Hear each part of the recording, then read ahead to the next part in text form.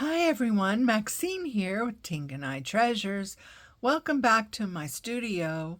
Today I'm going to be swatching three small 12 color pans from Arteza.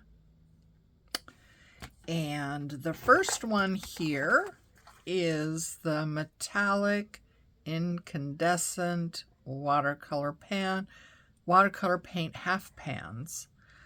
It's a metal tin, and inside this one, what I did was I took the colors from the back and cut that out and put that on each one of these. So I have the name, the number, all that kind of stuff here. And on the inside, they didn't have the name of the colors written, just the little number. So I wrote in all the colors on this side, and then I'll swatch them on this side. And the same for the black. They gave a black one as well because they're metallic. And here they are. So I'm not sure what best way to do this. Maybe I will do that. And we'll just do the lime green and the lime green and the deep gold and go like that. Maybe this will help.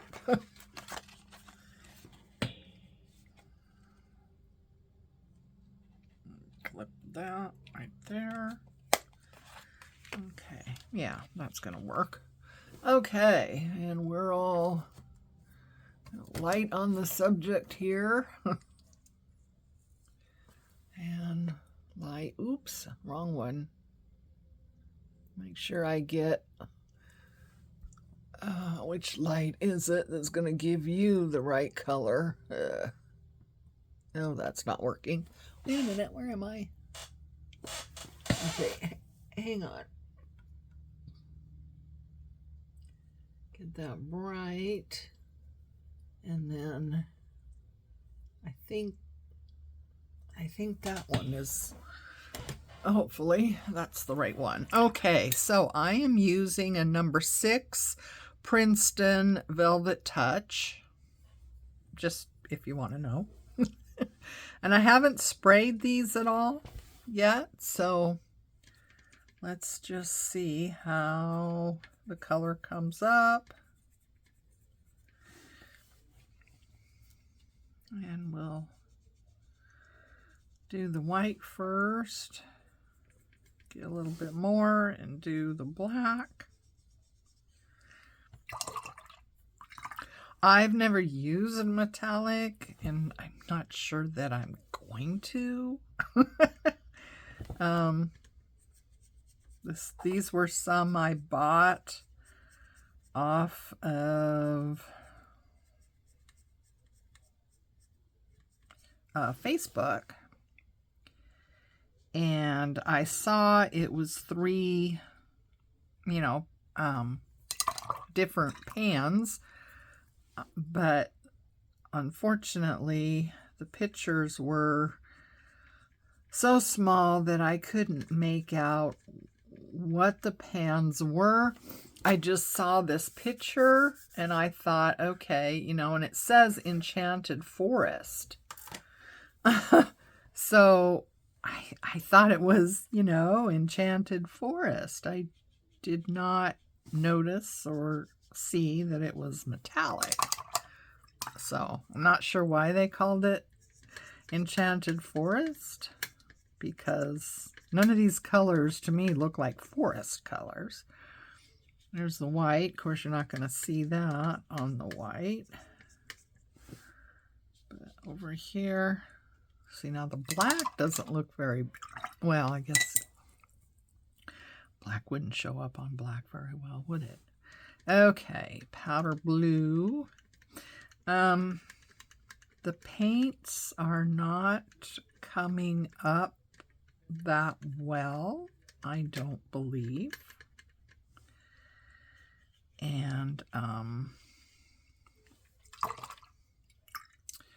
I'm not getting like a creamy vibe from them either. And that could be because of the metallic. I have not used metallic paints. I have one gold that I occasionally use for some kind of highlight or something. But yeah. So that could be a characteristic of metallic type paints. So it's not a criticism or anything, it's just an observation.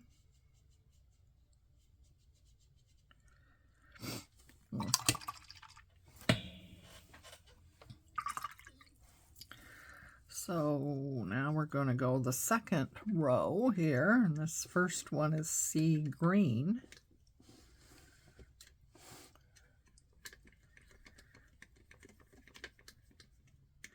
I'm trying to get them. Yeah, they don't, the colors don't come up real easily.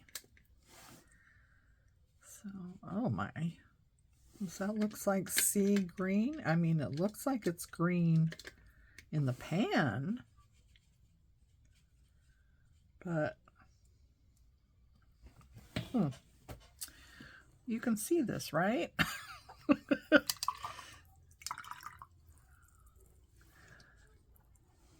I mean, it looks like in the pan it might be a mixture of colors, but when you lay it down, I don't know, to me that says copper. Copper? Oh, now on the black, oh, that's weird. Isn't that weird? So on the black, you do see the green. So you're not going to get the pretty green color unless you're using black paper. Fabulous. Okay, this is gold.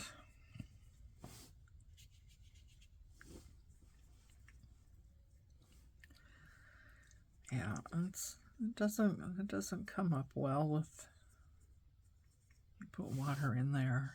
But I don't know, if somebody has experience with metallic paints, you know, let us know if this is normal for metallic paints to, you know, not come up, the pigment not coming up easily when you add water and not feeling creamy. That's the silver.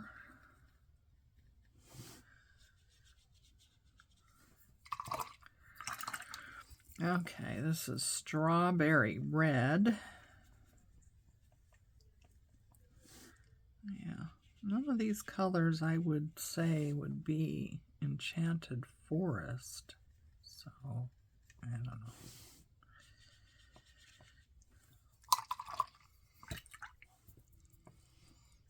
And the next one here is copper. To me, the sea green looks like copper, but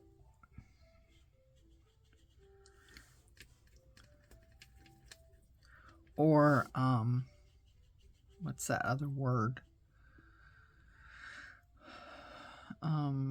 Patina, no. Oh, I can't think of the word now. Tim Holtz has the color in his inks. Patina? Patina. That's what sea green looks to me like, maybe patina. And this last one is jasmine yellow. Oh. I don't get that looking at the pan, but, you know, a lot of times colors don't look. Oh my God. Can you see that? Not very well, I'm sure. I don't see yellow, though. I see a very soft lilac. Let's see what, oh. So on the black, you can see the yellow, but on the white, it looks like a very soft lilac color. Huh. Well, that's interesting, isn't it? Okay, well, let's put this one aside. And we will get out the next one. This one is pastel colors.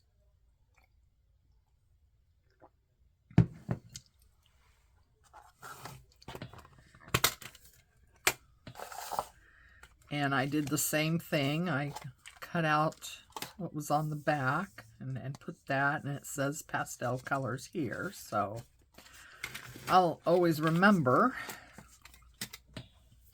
And these definitely look like pastel. So let's see how well these colors come up, and if they're more traditionally watercolor, and I would say yes. These are coming up nicely, and they do feel more like a traditional watercolor. So it must be the metallic that makes the difference. So that's pale yellow.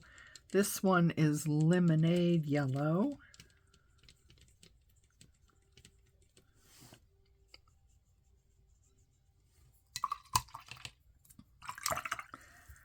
This one is complexion. Looks more like an orange to me. I don't like it when they name things, you know, names other than color names, if you know what I mean. Like complexion. Well, that could be any number of things, but I don't see this orange color as something I would use for complexion. All right, this next one is baby pink. Ugh. That's not wonderful. And bubble gum. This is bubble gum pink. Now, in the pan, it does not look pink to me at all. So bubblegum pink. See, that looks more like complexion to me. But this last one here on the top is pale pink. Again, it doesn't look like it in the pan. And nope. Looks more like an, I don't know, ivory or something to me.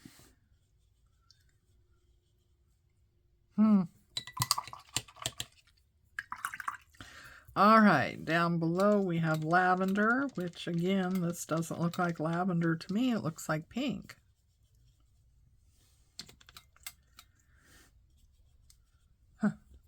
It's a better pink than what that top one was, the baby pink. I don't really care for. Pastel purple.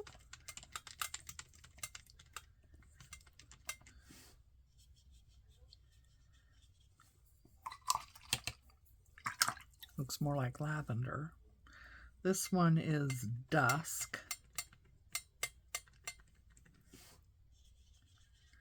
That's pretty.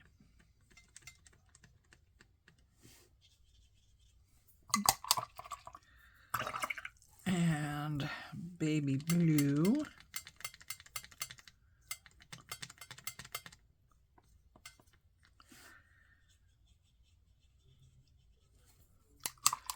Not sure how these paints are as far as mixing goes. This one is pool. So that's pretty.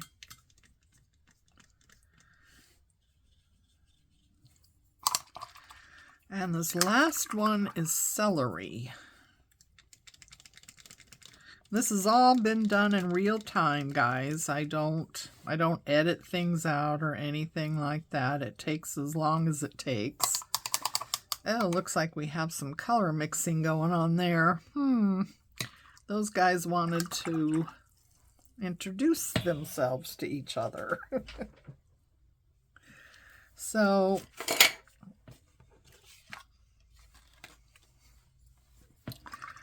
let's see what happens here. So if we take yellow pale and start here, and if we take baby blue and start here.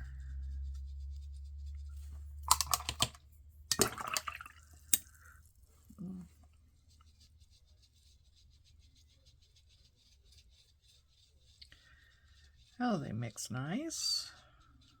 I don't have a lot of paint on this paper, but the yellow and blue makes a nice green like it should. Let's see, take some of the celery.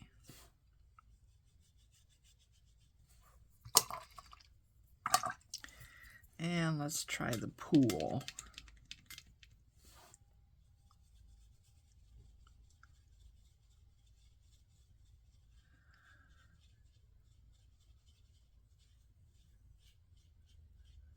Huh. I don't know.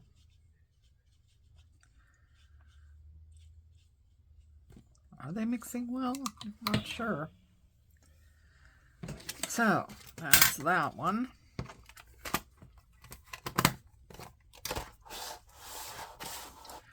Okay.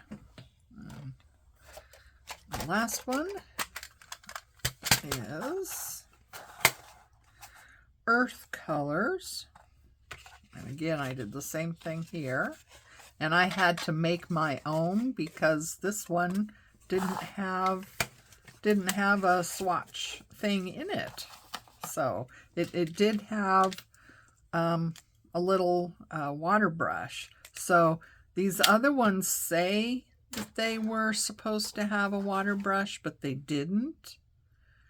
And this one didn't have the swatch, so I made it myself. So I'm not sure. You know, these didn't come from a store, they came from a person. So maybe they were opened. I mean, I had to unwrap all the paints. None of the paints had been used. But obviously maybe some things fell out that they weren't aware of. I'm not sure. But no matter, I can make my own. So white is not going to show, but it's coming up nice. The pigment is activating and it feels creamy. You're not going to really see much of that, but the next one is called Mid Yellow. And like I said, these are earth colors, it says. So, yeah. Kind of a yellow-green, I guess. This next one is Camel.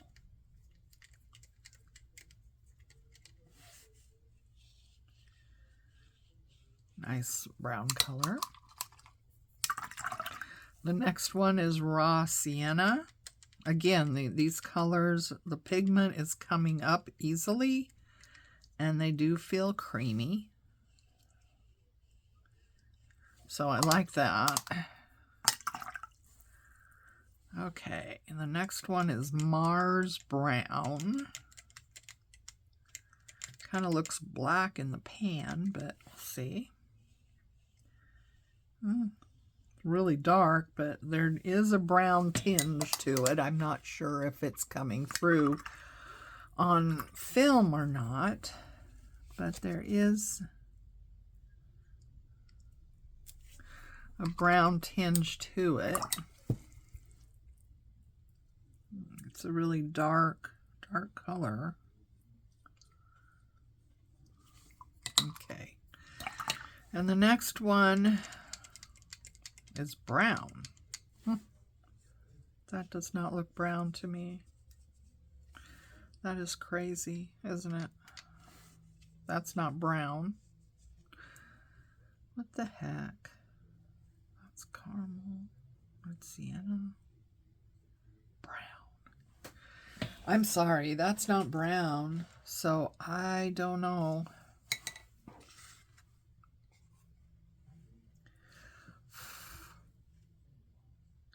But that's what it said.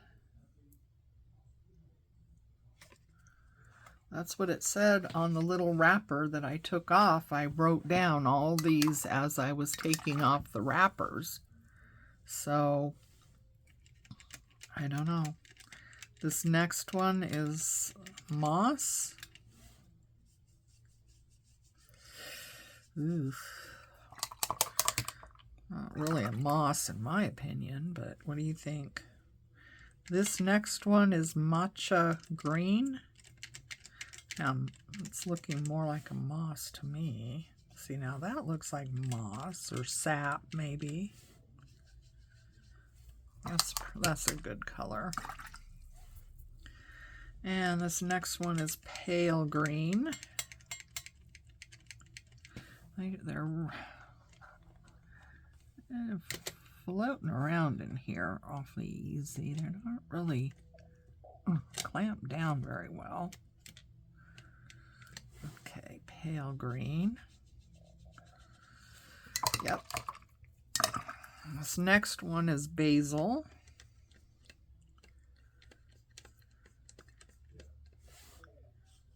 Ooh. Ah. Now this next one says that it's a phthalo green, but I would have thought that this one was phthalo, one that they say is basil. That looks more like a phthalo green, doesn't it? This one. Maybe I mixed them up when I was unwrapping them, although I don't think so. But I would switch those two because I think this one is more of a basil than that, and that's more of a phthalo green. And the last one here is forest green. Oh, that's nice. I like that. So, there we go. This one is earth colors. And that's what we got. So those are getting drier, and I might have closed that up too soon. A little bit, yeah. Oh, that's too bad.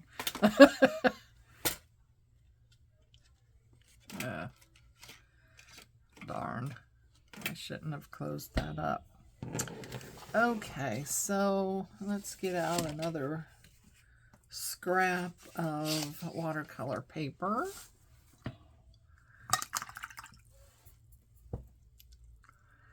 And what do we want to do? Let's get some of this phthalo. I don't think that's phthalo green. I don't know. That does not look like...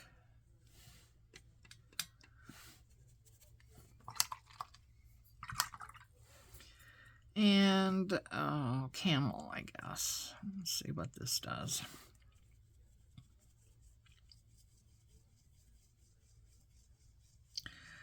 I like mixing green and a brown color together. So, yeah, that's nice. Well, that gives us kind of a sap green, doesn't it? So, yeah, this palette is mostly, you know, browns and greens, really.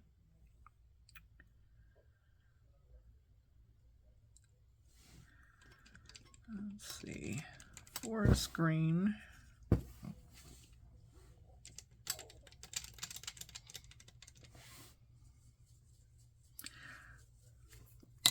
Not sure if I have another Arteza palette or not. Let's see, what did I want to do with green? This is supposed to be brown, but it doesn't look like brown to me.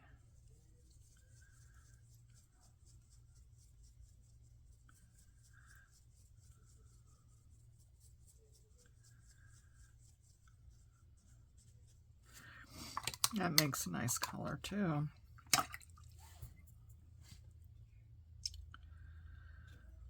So,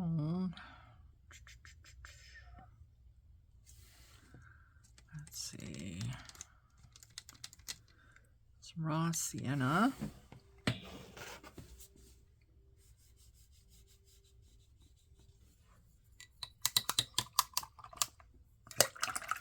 And what do we do if we add some white?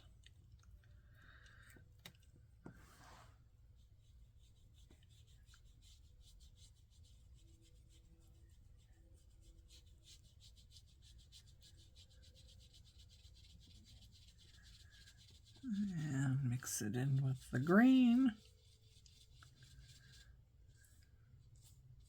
Oh. Well,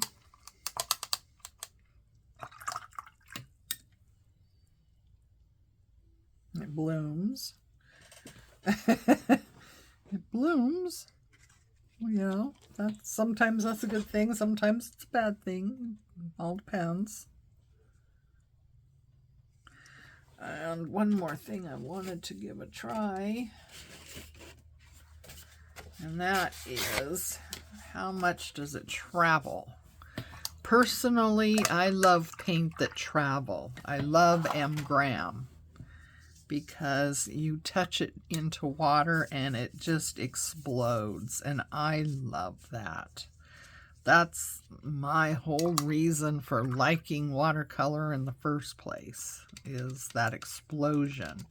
And a lot of paint doesn't do that. So let's see. Well, that's not bad. That's not bad at all. You know, a lot of times if you have a paint that does that explosion, that does that traveling, you know, you could have the painting paint itself sometimes, you know. I mean, it's just awesome. I love that about watercolors. That's like, yeah, that's why I started using watercolors. I started out with oils. You know, you don't get this with oils. And it's like, it's just awesome to watch. Sometimes you get some really neat effects. Just sit back and let the paint do what it wants to do. So, you know, that's not bad for traveling. It's not quite as explosive as M-gram is, but, you know, it's not bad. At least it doesn't just sit there and look at you. I hate it when paint just sits there and looks at you. Well, what am I supposed to do now? So, yeah. Okay, so anyway, that is these 3 Arteza sets. So, you know, judge for yourself whether it's something you would like to add to your toolkit of paints or not. But yeah, so thanks for joining me today. I love sharing these things with you on occasion when I have watercolors to share. Most of the time, my channel is about making treasure books, which journals or what I call a memory keeper. So yeah, once in a while we do some watercolor, but yeah, please like and subscribe if you haven't. Leave a comment. I'd love to hear from you on what you think of this little tutorial today. Or not a tutorial, but just show and tell, I guess, is what it would be. So anyway, until next time, take care of you, love each other, and I'll see you again. Bye.